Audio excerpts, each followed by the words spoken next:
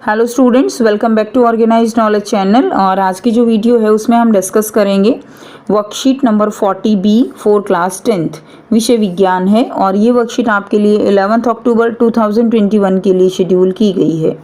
आज की जो वर्कशीट है स्टूडेंट्स, इसमें आपको जो है PDF जो है उसमें 4 वर्कशीट्स आपको दी गई हैं, 40A, B, C and D। चारों वर्कशीट्स आपको जो है करनी है। सो वर्कशीट शुरू करने से पहले बेटा प्लीज़ चैनल को सब्सक्राइब कर दीजिए, बेल आइकन को प्रेस कर लो ताकि आपको आने वाली वीडियोस की नोटिफिकेशन वो समय से मिल जाए। So now let's start. और इसमें जो आज का टॉपिक है वो है मानव में वहन। ठीक है, लास्ट वर्कशीट में हम पाचन तंत्र और श्वसन तंत्र के बारे में पढ़ चुके हैं। अब इसमें हम पढ़ेंगे मानव में वहन कैसे होता है। तो देखिए, अन्य बहुकोशिकीय जीवों की भांति मानव को भी भोजन, ऑक्सीजन आदि की नियमित आपूर्ति की आवश्यकता होती है। तो ये हम पढ़ चुके हैं कि हमारे फेफड़े जो है वो ऑक्सीजन का यूज़ करते हैं, हम भोजन खाते हैं, फिर उसको जो है उसको पचाया जाता है। तो हर एक कोशिका को भोजन की, ऑक्सीजन की आवश्यकता होती है। अब पॉइंट यही अराइज होता है कि फिर ये जो भोजन है, ऑक्सीजन है, ये हमारे शरीर की हर एक कोशिका तक कैसे पहुंचाया जाता है। यह कार्य एक संवहन तंत्र द्वारा किया जाता है। यह तंत्र मानव में विभिन्न पदार्थों के संवहन के लिए उत्तरदायी है। तो मानव संवहन तंत्र के कौन से भाग होंगे? पहला भाग होगा हृदय, दूसरा है रुधिर वाहिकाएं जिसमें हम धमनी, शिरा और केशिकाएं के बारे में पढ़ेंगे, तीसरा है रुधिर व लसिका जो कि संवहन का माध्यम है। और हृदय जो है ये हमारा एक पंप की तरह कार्य करता है। सो 1 बाय 1 हम इनको स्टडी करेंगे। सो फर्स्ट क्या है? फर्स्ट है हृदय। हृदय क्या है बच्चों? हृदय जो है यह एक पेशीय अंग है और यह हमारी मुट्ठी के आकार का होता है। और मानव हृदय, उसमें 4 कोष्ठ होते हैं। 4 कोष्ठ कौन से होंगे? दाया आलिंद, दाया निलय, बाया निलय और बाया आलिंद। तो आप जो है ये चित्र देख पा रहे हो, आप चित्र को देखकर अच्छे से समझ सकते हो। तो इसमें देखिए, ये जो भाग है हमारा, ये क्या है? दाया निलय है और ये है दाया आलिंद। इसी तरह ये बाया निलय है और ये क्या है? बाया आलिंद है। तो इस तरह हृदय के जो है वो कितने भाग हो गए? 4 भाग यहाँ पर हो जाते हैं। अब देखिए, एक जो सामान्य वयस्क है उसका हृदय 1 मिनट में 72 टाइम जो है धड़कता है। ठीक है, अब मानव हृदय एक चक्र में कितने मिलीलीटर रुधिर पंप करता है? 70 मिलीलीटर जो है रुधिर वो पंप करता है। अब यहाँ पर जो ऑक्सीजन है वो कैसे जाती है, कैसे हृदय जो रक्त है उसको वो ग्रहण करता है, तो वो हम देखेंगे। तो देखिए, सबसे पहले फुफ्फुस से, ठीक है, तो यानी फेफड़ों में क्या होता है? फेफड़ों में जो रुधिर है वो ऑक्सीजन को ग्रहण करता है। किसकी हेल्प से? हीमोग्लोबिन की हेल्प से। ये हम लास्ट वर्कशीट में भी मैंने आपको बताया था कि जो हीमोग्लोबिन है उसकी ऑक्सीजन के साथ बंधुता बहुत ज़्यादा होती है, जिसके कारण जो ऑक्सीजन है वो बहुत जल्दी हीमोग्लोबिन के साथ जुड़ जाती है। सो फुफ्फुस से ऑक्सीजन जो है, ऑक्सीजन प्रचुर रुधिर कहाँ जाता है? सबसे पहले वो जाता है बाएं आलिंद में। ठीक है, तो यानी सबसे पहले बाएं आलिंद में यहाँ पर जो ऑक्सीजन वाला ब्लड है वो यहाँ पर बाएं आलिंद के अंदर आएगा। बाएं आलिंद से कहाँ जाएगा? वो जाएगा बाएं निलय के अंदर।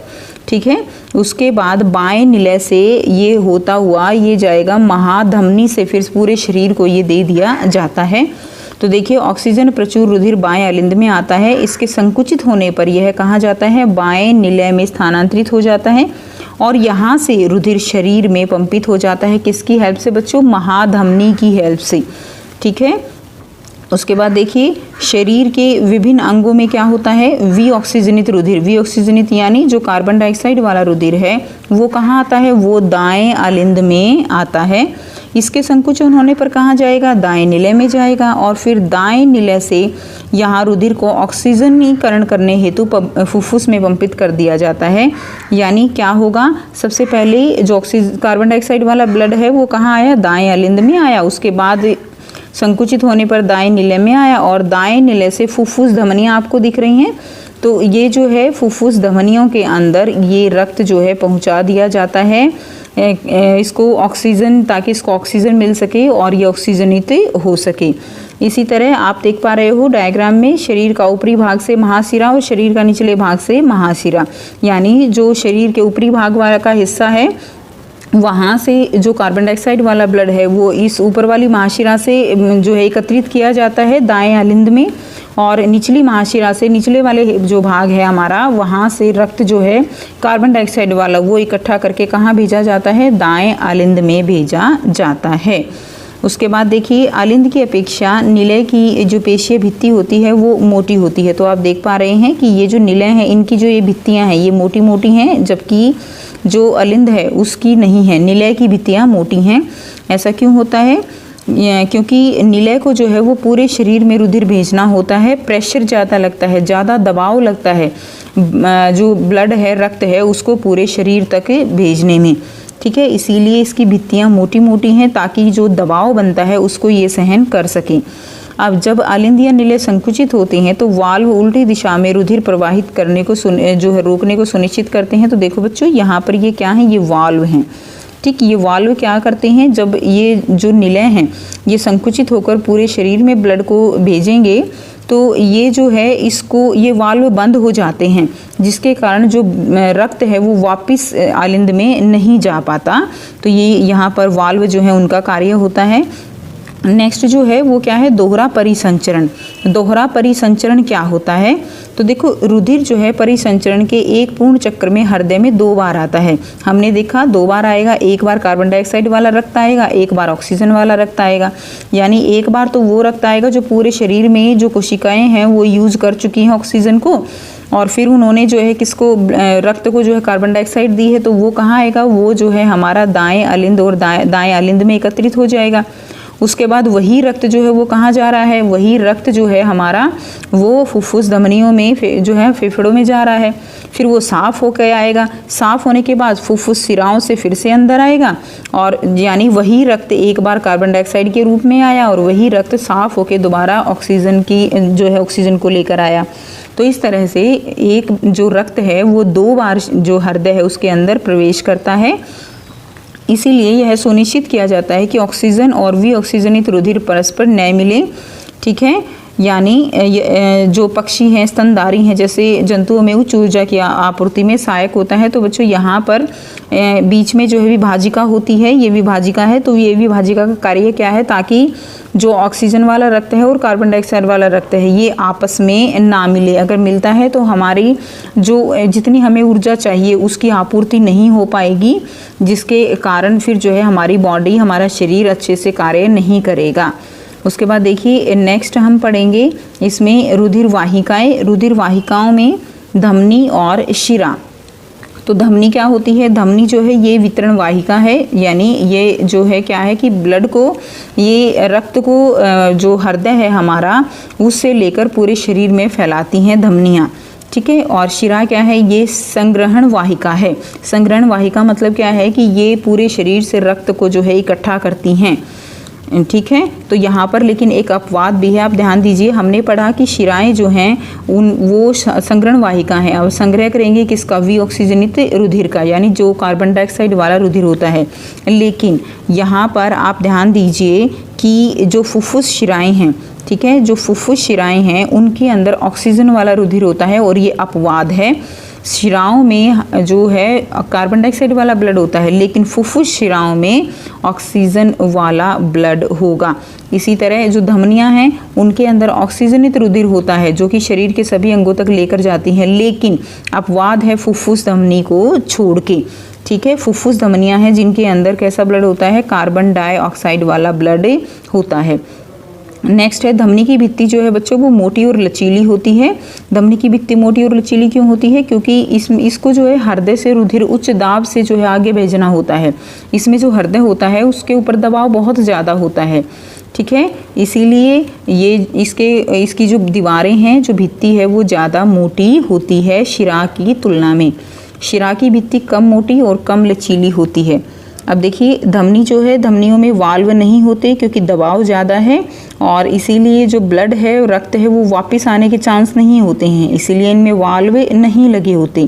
लेकिन जो शिराएं हैं उनमें एक ही दिशा में प्रवाहित करने के लिए इसमें क्या लगे होते हैं, वाल्व लगे होते हैं, क्योंकि इनके ऊपर दबाव, जो शिराओं में रक्त बह रहा है उन पे दबाव कम होता है, जिसके कारण उसमें वाल्व होते हैं। नेक्स्ट क्या है, ये सतही नहीं होती, ऊतकों के नीचे पाई जाती हैं। ठीक है, यानी इनको हम ये एकदम जो है विजिबल नहीं होती हैं। जो शिराएं हैं वो सतही होती हैं, हम आसानी से जो है हम शिराओं को अपनी जो शरीर है उसके ऊपर देख सकती हैं। नेक्स्ट आता है रुधिर। अब देखिए रुधिर जो है वो क्या है, वो एक माध्यम है जो हमें ऑक्सीजन है या खाना है हर एक कोशिका तक पहुंचाना है, तो उसको पहुंचाने के लिए रुधिर क्या है, रुधिर एक माध्यम है। तो माध्यम रुधिर के अवयव क्या होंगे, तो बच्चों रुधिर के जो है यहाँ पर उनको हम दो भाग में बांट सकते हैं, एक है ठोस अवयव और दूसरा है द्रव्य अवयव। ठीक है, तो देखिए ठोस अवयव में रुधिर कणिकाओं के बारे में हम पढ़ेंगे। रुधिर कणिकाएं जो है वो 3 प्रकार की हैं यहाँ पर, लाल रुधिर कणिकाएं, प्लेटलेट्स और श्वेत रुधिर कणिकाएं। तो इनके अलग अलग कार्य होते हैं। तो देखिए लाल रुधिर कणिकाओं का क्या कार्य है, ऑक्सीजन और कार्बन डाइऑक्साइड का वहन करना। प्लेटलेट्स का क्या कार्य है, रुधिर का थक्का बनाने में, यानी अगर हमें चोट लग जाती है और कुछ टाइम बाद आपने देखा है कि हमारा जो रक्त है वो जम जाता है अपने आप ही, अगर ऐसा ना हो तो लगातार रक्त बहता रहेगा जिसके कारण हमारी मृत्यु भी हो सकती है। लेकिन जो प्लेटलेट्स हैं उनका यही कार्य है कि अगर चोट लग जाती है, रुधिर निकलता है तो उसका थक्का जमाने में ये हेल्प करती हैं। नेक्स्ट है श्वेत रुधिर कणिकाएं यानी WBC। तो शरीर को ये जो WBC है ये एक तरह से शरीर का पुलिसमैन है। जिस तरह पुलिस हमारी रक्षा करती है उसी तरह ये भी हमारे शरीर की रक्षा करती हैं, क्योंकि इनके अंदर जो है ऐसी कैपेबिलिटी है इनकी कि ये शरीर को रोग मुक्त करने में सहायक होती हैं, शरीर की इम्यूनिटी को बढ़ाती हैं ये, इसलिए जो है इनको हम पुलिसमैन भी बोलते हैं रक्त का। उसके बाद देखिए नेक्स्ट द्रव्य अवयव की अगर हम बात करें तो इसमें आएगा प्लाज्मा। तो प्लाज्मा क्या है, ये पीले रंग का तरल माध्यम है, ठीक है, जिसमें रुधिर कोशिकाएं क्या होती हैं, निलंबित होती हैं। यानी जो ये 3 तरह की कणिकाएं हैं ये प्लाज्मा के अंदर गिरी हुई होती हैं, एक तरह से प्लाज्मा के अंदर जो है ये एम्बेडेड होती हैं और यह भोजन, CO2, नाइट्रोजनी वर्ज्य पदार्थ इन सब का विलीन रूप से वहन करते हैं। यानी आप कह सकते हो कि पहले प्लाज्मा है और प्लाज्मा जो है एक द्रव माध्यम है और इस द्रव माध्यम में इस तरह से RBC, WBC और प्लेटलेट्स जो है वो बिखरी हुई होती हैं। नेक्स्ट हम पढ़ेंगे लसिका के बारे में।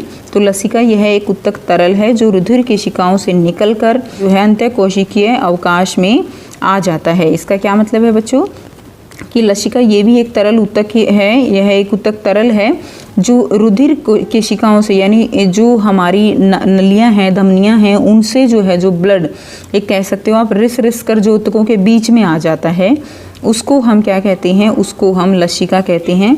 यह रुधिर के प्लाज्मा की तरह ही होता है लेकिन यह क्या होता है, यह रंगहीन होता है क्योंकि ठीक है इसमें अल्प मात्रा में प्रोटीन होता है। यह उत्तक से प्रवाहित हो संवहन में व शरीर को रोगमुक्त करने में यह सहायक होता है। इस प्रकार यह शरीर के प्रतिरक्षा तंत्र का एक महत्वपूर्ण भूमिका का वहन करता है। ठीक, यानी यह रोगमुक्त करने में सहायक है तो इसीलिए यह एक जो है प्रतिरक्षा तंत्र में एक महत्वपूर्ण अपनी भूमिका निभाता है। अब आपको यहाँ पर आसान से 5 क्वेश्चंस दिए गए हैं जिनको ऑलरेडी हम वर्कशीट में भी डिस्कस कर चुके हैं। ठीक है, इनको हम 1 बाय 1 डिस्कस करेंगे। So let's start. फर्स्ट जो क्वेश्चन है, मानव हृदय का एक स्वच्छ नामांकित चित्र बनाइए। तो आप अपनी NCERT बुक से बना सकते हैं। सेम NCERT बुक का डायग्राम ये दिया गया है। इसमें देखिए बायां निलय है, ये विभाजिका जो कि हृदय को 2 बराबर भागों में बांटती है, ये दायां निलय है। शरीर के निचले भाग से महाशिरा जो कि शरीर के निचले भाग से कार्बन डाइऑक्साइड वाला ब्लड एकत्रित करता है, ये दायां आलिंद है, ये बायां आलिंद है। ये ऊपरी भाग का महाशिरा है जो ऊपरी भाग से जो कार्बन डाइऑक्साइड वाला ब्लड है उसको इकट्ठा करता है। ये फुफ्फुस सिराएं हैं, ठीक है, और ये फुफ्फुस धमनियाँ जो कि कार्बन डाइऑक्साइड वाले ब्लड को लंग्स जो फेफड़े होते हैं उनके पास लेकर जाती हैं। फुफ्फुस सिराएं हैं जहाँ से जो ऑक्सीजन वाला रक्त है वो बाएं आलिंद में प्रवेश करता है। ठीक है, और ये जो है क्या है, ये महाधमनी है। क्या होता है, महाधमनी, इसका नाम लिख देंगे आप, महाधमनी है। नेक्स्ट देखिए क्वेश्चन नंबर 2 दिया गया है आपको, धमनी और शिरा में अंतर लिखिए। तो धमनियों की भित्ति लचीली एवं मोटी होती है, ठीक है, मोटी होती है, लचीली होती है। सेकंड, धमनियों में ऑक्सीकृत रक्त होने के कारण लाल दिखाई देती हैं। तो धमनी में ऑक्सीकृत रक्त होता है जिसके कारण ये लाल दिखाई देती हैं। धमनी में कपाट नहीं पाए जाते यानी वाल्व नहीं होते हैं क्योंकि ब्लड ऑलरेडी बहुत प्रेशर में होता है, इसलिए वाल्व की ज़रूरत नहीं है। नेक्स्ट देखिए शिराओं में, शिरा की भित्ति पतली एवं लचीली होती है। शिराओं के रक्त में कार्बन डाइऑक्साइड की उपस्थिति के कारण ये नीली दिखाई देती हैं। थर्ड है शिराओं में कपाट जो है वो पाए जाते हैं। तो यहाँ से आप इसको कर लेंगे। नेक्स्ट देखिए प्रश्न 3 है रुधिर के अवयवों के कार्य लिखिए। तो रुधिर के अवयव जो है उनके कार्य लिखने हैं। पहला है लाल रक्त कणिकाएं जिनको हम आरबीसी कहते हैं। इनमें हीमोग्लोबिन नाम का प्रोटीन होता है जो श्वसन क्रिया में ऑक्सीजन एवं कार्बन डाइऑक्साइड का परिवहन करता है। यह इसका कार्य हो जाएगा। नेक्स्ट है श्वेत रक्त कणिकाएं। ये जो है पुलिसमैन कहलाती हैं हमारे रक्त का। ये हानिकारक एवं मृत कोशिकाओं का भक्षण करके उन्हें नष्ट कर देती हैं और संक्रमण तथा आपात से शरीर की रक्षा करती हैं। नेक्स्ट है नंबर 3 है प्लेटलेट्स। प्लेटलेट्स रक्त के जमने में सहायक होते हैं। रक्त का जो थक्का जमता है उसमें ये सहायक हैं। नेक्स्ट है प्लाज्मा। यह रक्त का द्रव्य भाग है जिसमें प्रोटीन, हार्मोन, ग्लूकोज आदि होते हैं। नेक्स्ट देखिए नंबर 4 है कारण बताइए। धमनी की भित्ति मोटी होती है क्यों? तो धमनी की भित्ति मोटी होती है क्योंकि हृदय से रक्त धमनियों में उच्च दाब पर बहता है जिसके कारण दबाव ज़्यादा होता है और इसलिए धमनी की भित्ति जो है वो मोटी होती है ज़्यादा दबाव होने के कारण। नेक्स्ट देखिए बी शिराओं में वाल्व होते हैं बताइए क्यों?